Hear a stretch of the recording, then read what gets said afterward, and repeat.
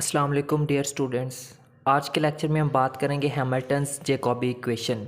Hamilton Jacobi equation एक काफ़ी important lecture है, उसको ध्यान से समझिएगा। इसकी स्टेटमेंट क्या होती है और इसका जो मैथमेटिकल एक्सप्रेशन है वो क्या है।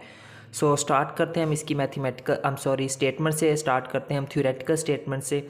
The Hamilton Jacobi equation is the formulation in classical mechanics in which the motion of a particle can be represented as a wave. यानी कि क्लासिकल मैकेनिक्स के अंदर किसी भी पार्टिकल की मोशन को अगर हमने एज अ वेव रिप्रेजेंट करना हो तब हम उस चीज़ को फार्मूलेट करने के लिए हम कौन सी इक्वेशन यूज़ करते हैं, हैमिल्टन जैकॉबी इक्वेशन यूज़ करते हैं। ठीक है, अब यहाँ पर बात एज अ वेव की हो रही है तो कुछ मज़ीद चीज़ें इससे रिलेटेड डिस्कस कर लेते हैं। This equation is similar to the Schrodinger's wave equation. That's why the Hamilton-Jacobi equation is considered as the closest approach of classical mechanics to quantum mechanics। अब देखें, अब this equation is similar to the Schrodinger wave equation. ये जो equation है किससे similar है?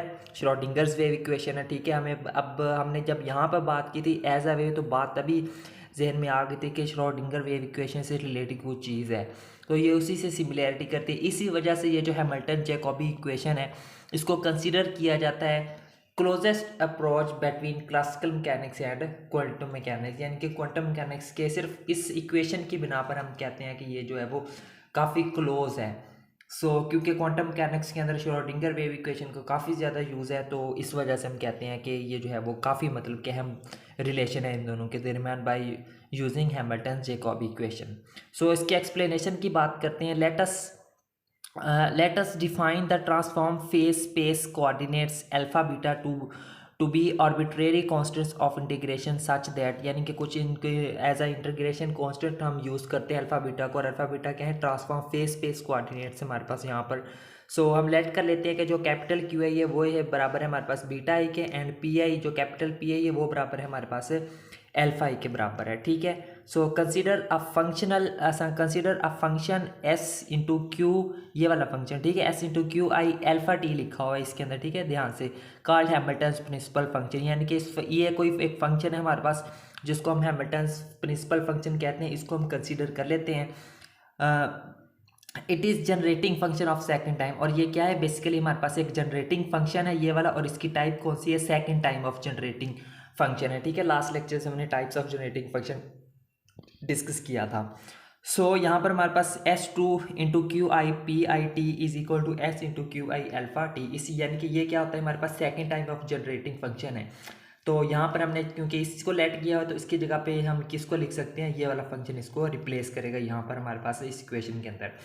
The Hamiltonian for given generating function will be, इस function के लिए हैमिल्टोनियन क्या होगा हमारे पास? इस चीज़ के बराबर होगा, यानी कि H into Q I P I T is equal to partial S into Q I A alpha T over partial T, इस चीज़ के बराबर आ जाएगा। ठीक है, the generating function derivatives are given by, generating function derivative हमारे पास किस फॉर्म में दिए हुए हैं? इस फॉर्म में दिए हुए हैं, यानी कि P I is equal to partial S over partial Q I and Q I is equal to partial S two over partial P I. ठीक है, इस चीज़ के बराबर हमें दिए हुए हैं। Hamiltonian yields a first order non linear partial differential equation. तो यहाँ से हमें एक non linear partial differential equation मिलती है जो कि हमारे पास क्या होगी? H into Q I partial S over partial Q I T is equal to minus partial S over partial T. ठीक है, इसकी डेरिवेशन में हम नहीं जाएंगे, हम डायरेक्ट इसकी इक्वेशन लिखेंगे, क्योंकि वही बात सेम थी। अगर हम इसकी डेरिवेशन यहाँ पे करने बैठ जाएंगे तो क्वेश्चन बहुत ज़्यादा लेंथी हो जाता है, जो कि हमारा हमने इतना क्वेश्चन लेंथी नहीं करना according to paper point of view. इसको हम क्या देते हैं? Equation number 1। उसके बाद है hence this is called Hamilton Jacobi equation. इसी इक्वेशन को हम क्या कहते हैं? हैमिल्टन्स जैकॉबी इक्वेशन कहलाती है। ठीक है, इसकी मैथमेटिकल फॉर्म ये होती है। ठीक है, इसको आप लोगों ने जुबानी याद कर लेना है हैमिल्टन जैकॉबी इक्वेशन को। This solution is subjected to the following condition and usually found by the separation of variables. ये जो हमारे पास जो इक्वेशन है ये हमारे पास एक देखें पार्शियल डिफरेंशियल इक्वेशन है ना, तो डेफिनेटली इसका कोई हमारे पास सोल्यूशन भी होगा। वो सोल्यूशन हमारे पास कौन सा होता है? इस फॉर्म में हमारे पास वो सोल्यूशन होता है। ठीक है, और इसको हम किस तरह से फाइंड करते हैं? Bye separation of variable. यानी कि अगर हमने इसको सॉल्व करना हो ना, सॉल्व करके अगर हमने इसके ये सॉल्यूशन फाइंड करना हो तो सॉल्यूशन हम इसका किस तरह से फाइंड हम कर लेंगे? हम इसके ऊपर लगाएंगे method by separation of variables वाला मेथड लगाएंगे। उस मेथड के साथ हमें यहाँ पे दो सॉल्यूशन मिल जाएंगे। पहला सॉल्यूशन कौन सा होगा?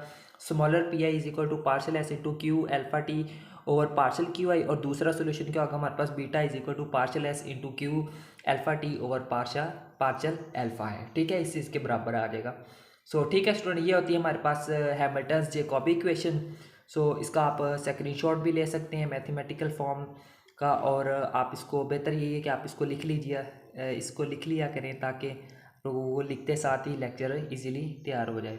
सो हम मिलते हैं नेक्स्ट लेक्चर में। नेक्स्ट लेक्चर में बात करेंगे हैमिल्टन्स कैरेक्टरिस्टिक फंक्शन के बारे में। सो तब तक के लिए टेक केयर एंड अल्लाह हाफिज़।